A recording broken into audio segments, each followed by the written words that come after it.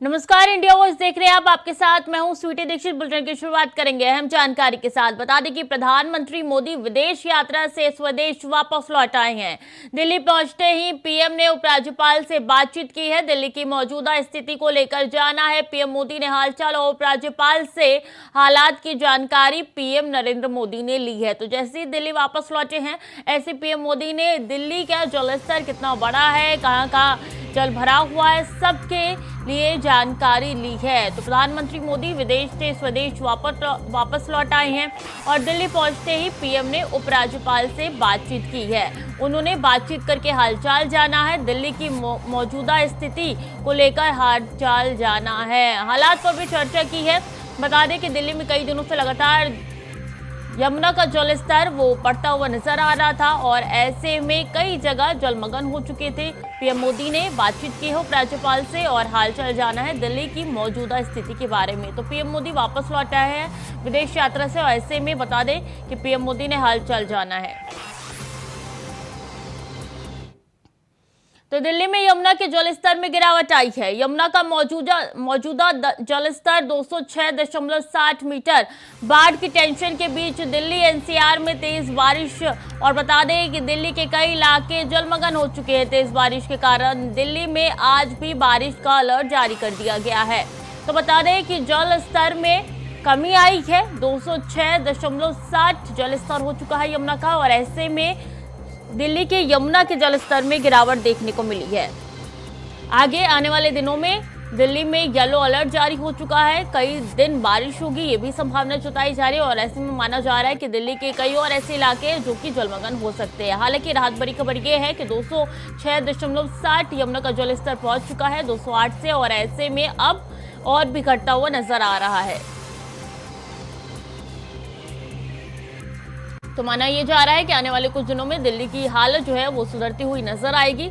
लेकिन बात की जाए तो अगले कुछ दिनों में बारिश भी हो सकती है। येलो अलर्ट जारी कर दिया गया है एमडी के द्वारा और ऐसे में काफी परेशानी दिल्ली वासियों को उठानी पड़ सकती है। यमुना का मौजूदा जलस्तर 206.60 मीटर पहुंच चुका है। बाढ़ की टेंशन के बीच दिल्ली एनसीआर में तेज बारिश हो रही है कल से ही और ऐसे में ये खबर निकल के सामने आ रही है कि येलो अलर्ट जारी हो चुका है आईएमडी द्वारा और अगले कुछ दिनों में लगातार बारिश होगी।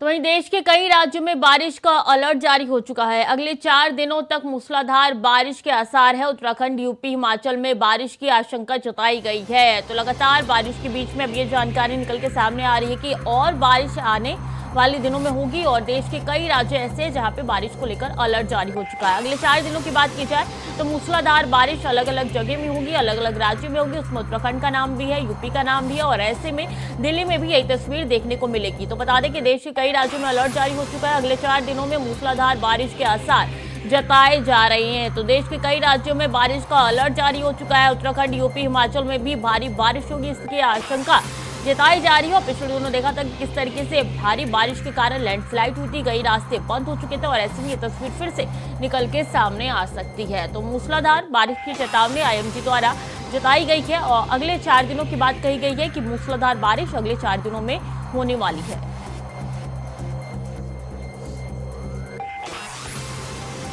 तो अगले 4 दिनों में मूसलाधार बारिश हो सकती है और बता दें इसमें कई राज्य हैं, इसमें हिमाचल प्रदेश, उत्तराखंड और यूपी का नाम भी शामिल है।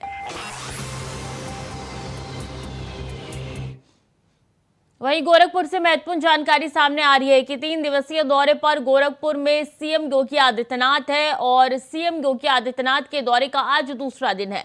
आज सुबह सीएम लगा सकते हैं जनता दर्शन, उसके बाद सीएम योगी जाएंगे झूलेलाल मंदिर। नए बने झूलेलाल मंदिर का उद्घाटन करेंगे सीएम योगी आदित्यनाथ। तो 3 दिवसीय दौरे पर गोरखपुर में है सीएम योगी आदित्यनाथ। जब गोरखपुर जाते हैं तब जनता दरबार लगाते हो। ये तस्वीरें आज के दिन निकल के सामने आई है। इसके बाद झूलेलाल मंदिर जाके वहां पे उद्घाटन करेंगे सीएम योगी आदित्यनाथ। तो जनता दरबार सीएम योगी आदित्यनाथ ने लगा दिया है और भारी संख्या में जनता यहाँ पे अपनी फरियाद लेकर पहुंचते हैं, फरियादियों की फरियाद सुनते हैं सीएम योगी आदित्यनाथ और जल्द से जल्द उसके निस्तारण के आदेश अधिकारियों को दिए जाते हैं सीएम द्वारा। तो आज सुबह सीएम लगा सकते हैं जनता दर्शन, और ऐसे में बता दें कि झूलेलाल मंदिर भी जाएंगे और झूलेलाल मंदिर जाके वहां पे उद्घाटन करेंगे। तो 3 दिवसीय उनका ये गोरखपुर दौरा है और दूसरा दिन है। ऐसे में कई अहम कार्यक्रम आज रहने वाले सीएम योगी आदित्यनाथ के। और अगले दिन की बात की जाए तो सोमवार को भी कई महत्वपूर्ण कार्यक्रम ऐसे हैं जिनमें शिरकत करेंगे सीएम योगी आदित्यनाथ।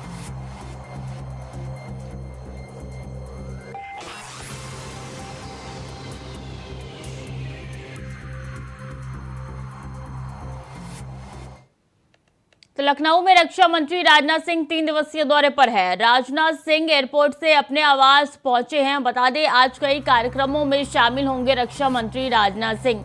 तो लखनऊ में रक्षा मंत्री राजनाथ सिंह 3 दिवसीय दौरे पर है। काफी महत्वपूर्ण ये दौरा माना जा रहा है। बता दें ऐसे में अपने आवास पहुंचे हैं 3 दिवसीय दौरे पर लखनऊ में केंद्रीय रक्षा मंत्री राजनाथ सिंह। बता दें आवास पहुंचे हैं रक्षा मंत्री एयरपोर्ट से और आज कई ऐसे कार्यक्रम हैं जिनमें शामिल होंगे रक्षा मंत्री राजनाथ सिंह। तो महत्वपूर्ण जानकारी आप तक पहुंचा रहे हैं कि आज कई महत्वपूर्ण ऐसे कार्यक्रम हैं जहां पे शामिल होंगे रक्षा मंत्री राजनाथ सिंह। तो वो एयरपोर्ट से अपने आवास पहुंच चुके हैं और इसी के साथ आगे कार्यक्रमों में हिस्सा लेंगे रक्षा मंत्री।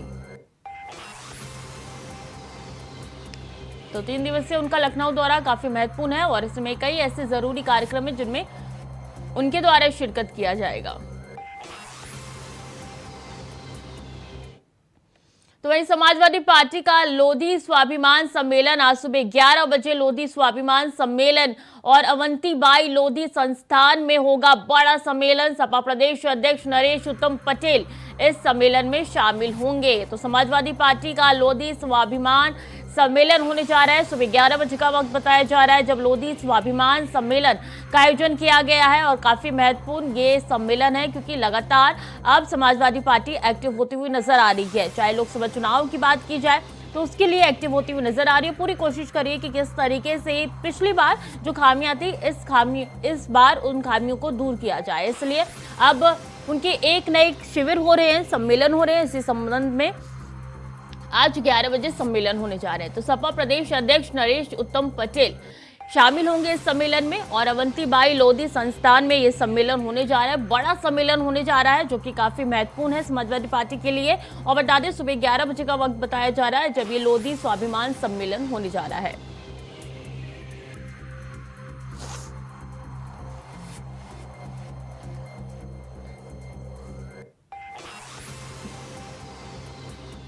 तो वहीं गठबंधन को लेकर सुभाषपा की आज बड़ी बैठक होने जा रही है। मंडल के पदाधिकारियों की बैठक में होगी चर्चा। ओम प्रकाश राजभर भी इस बैठक में मौजूद रहेंगे। इसी के साथ बता दें समय से पहले गठबंधन का ऐलान कर सकती है सुभाषपा। तो गठबंधन को लेकर सुभाषपा की बड़ी बैठक होने जा रही है। काफी महत्वपूर्ण ये बैठक है और ऐसा माना जा रहा है सुभाषपा एनडीए के साथ गठबंधन कर सकती है। और ऐसे में ये भी जानकारी निकल के सामने आ रही है कि आज ऐलान कर सकती है सुभाषपा। मंडल के पदाधिकारियों की बैठक में चर्चा होगी और बता दें कि गठबंधन को लेकर लगातार कयास कई दिनों से लगाए जा रहे थे। ऐसे में सुभाषपा एनडीए के साथ शामिल होने जा रही है नहीं, आज उसका ऐलान हो सकता है। जानकारी निकल के सामने आ रही है कि लोकसभा चुनाव के मद्देनजर एनडीए के साथ सुभाषपा जा सकती है। लेकिन ये बैठक जो चल रही है उसके बाद तस्वीरें साफ हो जाएंगी कि आज सुभाषपा एनडीए में सम्मिलित होती है या नहीं होती है। समय से पहले गठबंधन का ऐलान भी हो सकता है। सुभाषपा बड़ा कदम उठाने जा रही है और ऐसे में एनडीए के साथ गठबंधन उनके लिए काफी महत्वपूर्ण है। आने वाले लोकसभा चुनाव के लिए दोनों पार्टियों के लिए ये गठबंधन काफी जरूरी हो जाता है और ऐसे में समय से पहले माना यह जा रहा है कि गठबंधन का ऐलान सुभाषपा की तरफ से हो सकता है।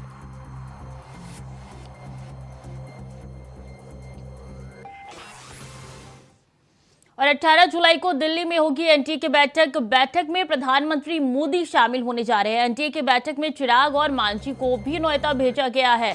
तो निमंत्रण दोनों को भेजा गया है और 18 जुलाई को दिल्ली में जो अहम बैठक होने जा रही है एनडीए की और इसमें काफी कुछ निकल के सामने आ सकता है। माना यह जा रहा है कि इस बैठक के बाद चिराग पासवान ऐलान कर सकते हैं कि वो एनडीए में शामिल होने के लिए जा रहे हैं। बता दें बात यही नहीं खत्म होती, मांझी को भी निमंत्रण भेजा गया। ऐसे में हमने देखा था जेपी नड्डा ने खुद पत्र लिखकर चिराग पासवान को इनवाइट किया था।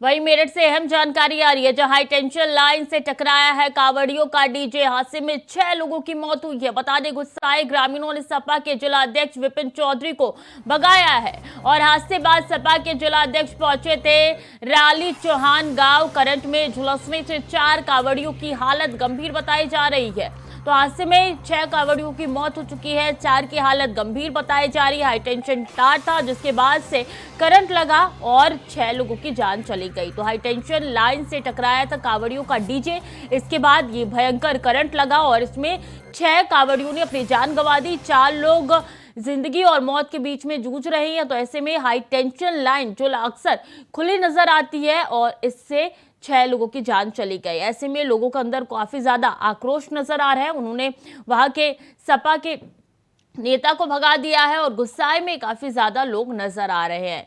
तो हादसे में 6 कांवड़ियों की मौत हो चुकी है, 4 लोग गंभीर रूप से घायल है।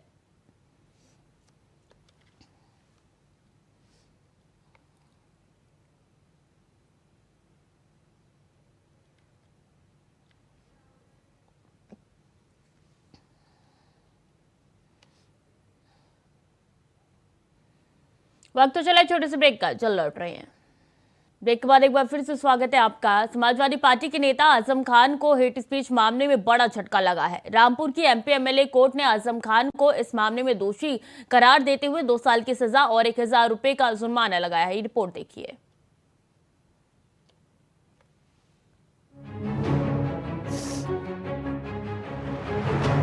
अपने बेबाक तेवर, अपने बेबाक अंदाज, अपने तल्ख जुबान के लिए जाने जाने वाले समाजवादी पार्टी के कद्दावर नेता आजम खान को रामपुर की एमपी एमएलए कोर्ट ने भड़काऊ भाषण मामले में दोषी करार दिया है। आजम को 2 साल की सजा का ऐलान किया गया है। दरअसल पूरा मामला साल 2019 का है, जब लोकसभा चुनाव प्रचार के दौरान शहजाद नगर थाना क्षेत्र में आजम खान पर हेट स्पीच देने का आरोप लगा था। जनसभा को संबोधित करते हुए आजम खान ने अपमानजनक और भड़काऊ भाषण दिया था। उन्होंने प्रधानमंत्री नरेंद्र मोदी और यूपी के मुख्यमंत्री योगी आदित्यनाथ पर अभद्र टिप्पणी की थी। इस मामले में एडीओ पंचायत अनिल कुमार ने शहजाद नगर थाने में मुकदमा दर्ज कराया था। अब शनिवार को जाकर आजम को इस मामले में दोषी करार दिया गया है। यानी सपा के लिए एक जोर का झटका, क्योंकि वो पार्टी के बड़े नेताओं की लिस्ट में शुमार है।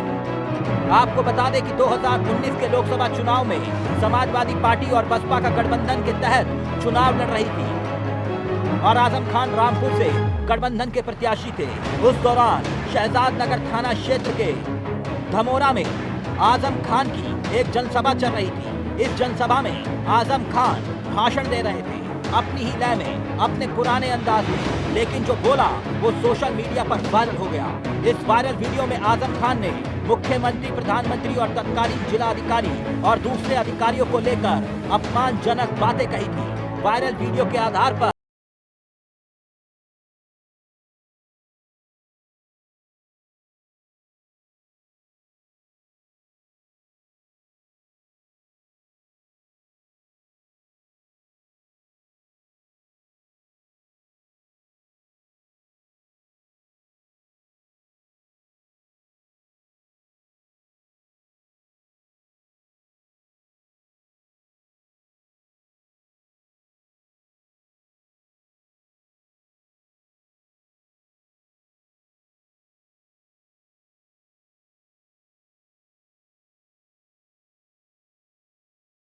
फर्जी जन्म प्रमाण पत्र का मामला भी कोर्ट में फाइनल स्टेज पर पहुंचा हुआ है। उसमें भी फैसला आने वाला है। यानी आजम के लिए दिक्कतें कम होने का नाम नहीं ले रही। कल तक जुबान उनकी ताकत हुआ करती थी, आज यही जुबान उनके लिए जी का जंजाल बन गई है। Bureau report, India voice. और बीजेपी के नए प्रदेश अध्यक्ष बाबूलाल मरांडी की ताजपोशी हो गई है। झारखंड में बीजेपी विधानसभा और लोकसभा जीतने के लिए बाबूलाल मरांडी पर दांव लगाया गया है। ये रिपोर्ट देखिए।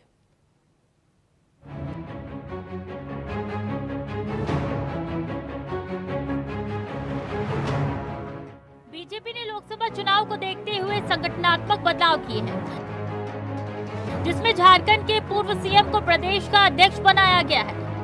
बीजेपी हाईकमान द्वारा बीजेपी नेता बाबूलाल मरांडी ने आदिवासी चेहरे पर दांव लगाया है। बाबूलाल मरांडी मौजूदा समय में राज्य विधानसभा में नेता प्रतिपक्ष है। झारखंड के पहले मुख्यमंत्री मरांडी प्रदेश अध्यक्ष के रूप में दीपक प्रकाश की जगह ले ली है। मरांडी ने विधिवत पूजा अर्चना और हवन करके प्रदेश बीजेपी की कमान संभाल ली है। बताते चले कि मरांडी को राजनीति का लंबा अनुभव है। ऐसे में पार्टी उनके अनुभव का फायदा चुनाव में उठाना चाहती है। अगले लोकसभा चुनाव को लेकर बीजेपी ने अभी से ही तैयारियां शुरू कर दी है। झारखंड में बीजेपी के नेता मोदी सरकार के 9 साल की उपलब्धियों को गिना रही हैं। वहीं बाबूलाल मरांडी राज्य की मौजूदा हेमंत सोरेन सरकार के खिलाफ मोर्चा खोले हुए हैं। वो सरकार को घेरने में कोई कसर नहीं छोड़ते। सोशल मीडिया पे एक्टिव बाबूलाल मरांडी हर मुद्दे पर अपनी राय रखते हैं। बीजेपी से अलग होकर राजनीति कर चुके बाबूलाल मरांडी को झारखंड में नेता प्रतिपक्ष चुना गया था। साल 2006 में बीजेपी से अलग होकर उन्होंने अपनी पार्टी बनाई थी, लेकिन 14 सालों बाद 2020 में वो दोबारा से बीजेपी में शामिल हो गए। प्रदेश अध्यक्ष के ऐलान के बाद बाबूलाल मरांडी ने भी अपनी बात रखी है। बीजेपी झारखंड के जिले को जीतने के लिए हर कोशिश कर रही है। बाबूलाल मरांडी की झारखंड में छाव सुथरी छवि है। उन पर भ्रष्टाचार का कोई आरोप नहीं है। एक साल में हेमंत की महागठबंधन सरकार पर भ्रष्टाचार को लेकर हमेशा घेरते रहते हैं। आदिवासी समुदाय पर अच्छी खासी पकड़ रखते हैं। बाबूलाल मरांडी को प्रदेश अध्यक्ष बीजेपी ने बना दिया है। अब देखना होगा कि आने वाले लोकसभा और विधानसभा के चुनाव में बीजेपी को इससे क्या फायदा मिलता है। Bureau report, India voice, Raipur. तो फिलहाल के लिए बुलेटिन में इतना ही। खबरें लगातार जारी है, देखते रहिए इंडिया वॉइस।